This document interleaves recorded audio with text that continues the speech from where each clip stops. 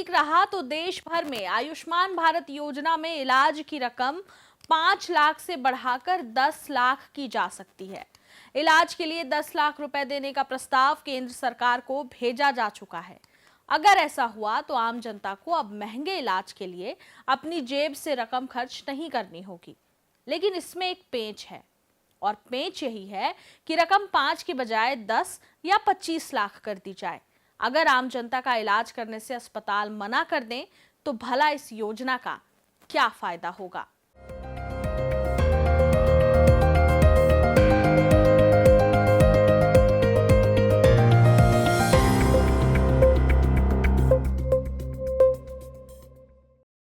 नमस्कार, खबरों की खबर में आपका स्वागत है।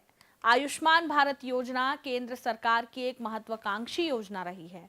इस योजना को शुरू करने का उद्देश्य ही था कि गरीबों और पिछड़ों को सही और महंगा इलाज फ्री में देना। राष्ट्रीय स्वास्थ्य नीति के तहत केंद्र सरकार ने यह योजना साल 2017 में शुरू की थी। हालांकि पश्चिम बंगाल सहित कई राज्य खुद अपनी योजना चला रहे हैं। इस योजना के तहत देश भर के चुनिंदा सरकारी और निजी अस्पतालों में इलाज करवाया जा सकता है। दावा है कि 2017 में जब इस योजना की शुरुआत की गई थी, तब देश के सबसे गरीब 40% लोगों को हर साल 5 लाख रुपए तक की मुफ्त इलाज की सुविधा दी जाती रही है। बहरहाल एक बार फिर आयुष्मान भारत योजना की राशि डबल करने की चर्चा है। स्वास्थ्य और परिवार कल्याण पर राज्यसभा सांसद राम गोपाल यादव की अध्यक्षता वाली समिति ने केंद्र सरकार से सिफारिश की है कि आयुष्मान योजना के तहत इलाज के लिए मिलने वाली 5 लाख रुपए की राशि को बढ़ाकर दोगुना यानी 10 लाख रुपए करना चाहिए। इसके अलावा मुफ्त इलाज की उम्र सीमा 60 साल करनी चाहिए। अभी 70 साल के बुजुर्गों को ही इसका फायदा मिल रहा है। केंद्र सरकार ने पिछले साल 11 सितंबर को प्रधानमंत्री जन आरोग्य योजना का विस्तार करके एबीपीएमजे वय वंदना योजना के तहत 4.5 करोड़ परिवारों के 70 वर्ष और उससे अधिक आयु के 60 करोड़ वरिष्ठ नागरिकों को कवर किया है। लेकिन ठहरिए, 5 लाख वाली आयुष्मान योजना पिछले 7 सालों में ही बीमार हो गई है। हालत यह है कि देश के अधिकांश अस्पताल गाहे बगाहे इस योजना के तहत इलाज करने से हाथ खड़े कर लेते हैं। छत्तीसगढ़ जैसे राज्य में तो इस योजना का और भी बुरा हाल है। इस योजना में इलाज करने से हाथ खड़े करने वाले अस्पतालों की शिकायत है कि इलाज करने के बाद राज्य सरकार अस्पतालों को पैसे का भुगतान ही नहीं करती। छत्तीसगढ़ में ही प्रदेश के सरकारी और निजी अस्पतालों का लगभग 1400 करोड़ रुपए सरकार पर बकाया है। लंबित भुगतान में से 600 करोड़ रुपए तो केवल सरकारी अस्पतालों का ही है। इसमें डीकेएस और मेकाहारा के साथ ही 790 प्राथमिक स्वास्थ्य केंद्र, 146 सामुदायिक स्वास्थ्य केंद्र और 10 मेडिकल कॉलेजों का पेमेंट भी शामिल है। वहीं आयुष्मान योजना के तहत राज्य के 1623 निजी अस्पतालों में इलाज की सुविधा दी जाती है। इनके भी 800 करोड़ सरकार पर बकाया हैं। मई-जून 2024 के बाद से योजना के तहत राशि का भुगतान नहीं हुआ है। इसके कारण दवाइयों की खरीद, स्टाफ की सैलरी, डॉक्टर की फीस और अन्य व्यवस्थाएं प्रभावित हो रही हैं, जिसे लेकर निजी अस्पताल सरकार से खफा हैं और आयुष्मान से इलाज करने से बचते नजर आ रहे हैं। देखिए, आयुष्मान भारत योजना छत्तीसगढ़ में छोटे अस्पतालों के माध्यम से बहुत अच्छे से गरीब वर्ग तक पहुंच रही है, लेकिन सबसे ज़्यादा दिक्कत इसमें पेमेंट को लेकर है। तो छोटे अस्पताल जिनके पास कैश फ्लो नहीं है, वो अपने आप को सस्टेन करने में मुश्किल पा रहे हैं, और जो अस्पतालों के स्टाफ की सैलरी है, दवाइयों का बिल है या डॉक्टर्स की विजिटिंग फीस है, वो देने में बहुत कठिनाई आ रही है। और जो लोन में अस्पताल चल रहे हैं, वो तो शायद भविष्य में यदि पेमेंट की स्थिति ना सुधरे तो बंद होने की स्थिति में है।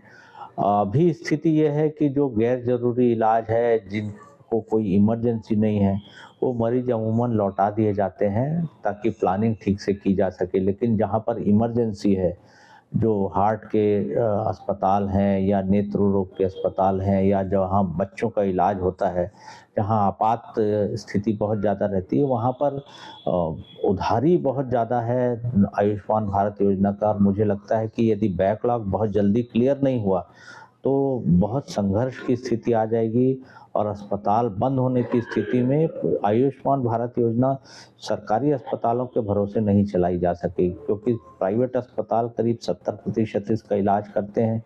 सुदूर अंचलों से बड़े शहरों में मरीज आते हैं, इलाज उनका हो जाए, और सरकारी अस्पतालों में पहले से ही इतनी ज़्यादा भीड़ है कि उन मरीजों का इलाज प्राइवेट अस्पतालों के भरोसे ही होता है। उनका इलाज जल्दी होता है, डॉक्टर्स व्यक्तिगत रूप से रुचि लेके उनका इलाज करते हैं और जल्दी इलाज हो जाने के कारण ज़्यादातर मरीज ये चाहते हैं कि उनका इलाज प्राइवेट अस्पताल में हो और अच्छे से हो जाए। देखिए, जब आयुष्मान कार्ड धारक मरीज अस्पतालों में आता है तो उसकी प्रारंभिक जांच करने के बाद ये निर्धारित किया जाता है कि कौन सा इलाज आयुष्मान भारत योजना के तहत किया जा सकता है, क्योंकि पिछले वर्षों में बहुत सारे इलाज प्राइवेट अस्पतालों के डोमेन से हटाकर सरकारी अस्पतालों में किए गए हैं। जो इलाज हो सकता है उसमें मरीज की भर्ती की प्रक्रिया करने के बाद उस बीमारी का पैकेज ब्लॉक किया जाता है। पैकेज ब्लॉक करने के बाद कुछ घंटों में जब परमिशन आ जाती है स्टेट नोडल एजेंसी से, तो उसका इलाज शुरू किया जाता है और जितने तिथि निर्धारित होती है उस पैकेज में उस इलाज की, वहाँ तक इलाज करके कुछ दिनों की दवाइयों के साथ मरीज को भेज दिया जाता है। मरीज के डिस्चार्ज की पूरी समरी फिर से आयुष्मान भारत पोर्टल में अपलोड की जाती है। अमूमन किसी प्रकार की क्वेरी या जानकारी प्राप्त करने से स्टेट नोडल एजेंसी के अधिकारी संबंधित अस्पताल से वो पूछते हैं और जब सारे डॉक्यूमेंट जमा कर दिए जाते हैं तो क्लेम प्रोसेस होने जाता है। इस क्लेम की प्रोसेस की प्रक्रिया ये समझी जाती है कि 15 दिन में कर ली जानी चाहिए, लेकिन बहुत ज़्यादा केसेस होते हैं इसलिए हम ये समझते हैं कि 20-25 दिन लगता है। लेकिन पेमेंट की स्थिति तब आती है जब 30 दिन की प्रक्रिया पूरी हो जाती है और अमूमन प्रोसेस हो जाने के बाद भी यह 4 से 5 महीने का समय लग रहा है। इससे पहले तो 6 से 7 महीने का समय लगता था।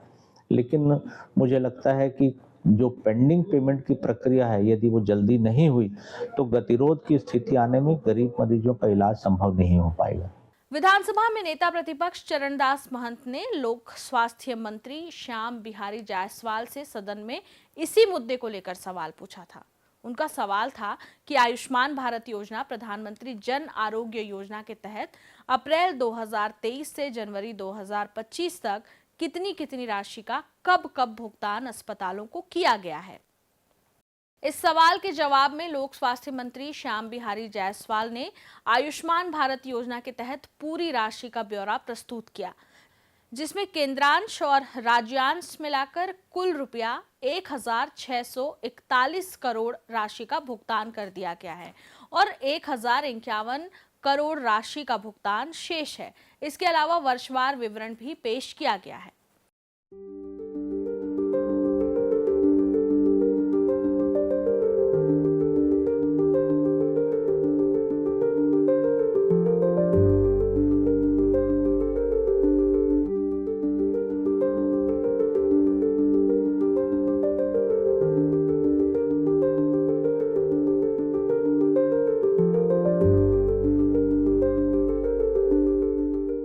छत्तीसगढ़ में निजी अस्पतालों को भुगतान नहीं किए जाने से निजी अस्पताल जरूरतमंदों को भर्ती ही नहीं कर रहे हैं, जिससे गरीब अपना इलाज सही ढंग से नहीं करा पा रहे हैं।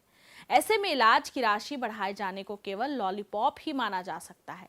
असल में आयुष्मान भारत योजना में पहले भी इलाज की रकम बढ़ाए जाने की चर्चा हो चुकी है। पिछले साल ही नई सरकार के गठन के बाद ही ऐसी चर्चा थी कि आयुष्मान भारत योजना की राशि बढ़ा दी जाएगी और साथ ही साथ सरकार Ayushman Bharat health insurance scheme के तहत लाभार्थियों की संख्या को दोगुना करने पर विचार कर रही है। शुरुआत में 70 साल से अधिक उम्र के सभी लोगों को इसके दायरे में लाया जाएगा और बीमा कवरेज को 10 लाख रुपए सालाना तक बढ़ाया जाएगा। यानी अब इस योजना आयुष्मान भारत प्रधानमंत्री जन आरोग्य योजना के तहत एक साल में 5 लाख रुपए नहीं बल्कि 10 लाख रुपए तक का फ्री इलाज मिलेगा। इस बात की घोषणा 23 जुलाई को पेश होने वाले बजट में किए जाने की उम्मीद थी। अब एक बार फिर इस पर चर्चा शुरू हो गई है। लेकिन इन घोषणाओं और चर्चाओं से अलग सबसे बड़ी चिंता आयुष्मान भारत की योजना की राशि बढ़ाने से कहीं अधिक इस बात की है कि आम जनता को इसका लाभ कैसे मिले। बहरहाल आयुष्मान भारत योजना की राशि बढ़ाए जाने का प्रस्ताव सरकार को दिया गया है। सरकार इस प्रस्ताव को अमली जामा पहना पाती है या नहीं, आयुष्मान भारत योजना की खामियों को दूर कर पाती है या नहीं, देखना दिलचस्प होगा।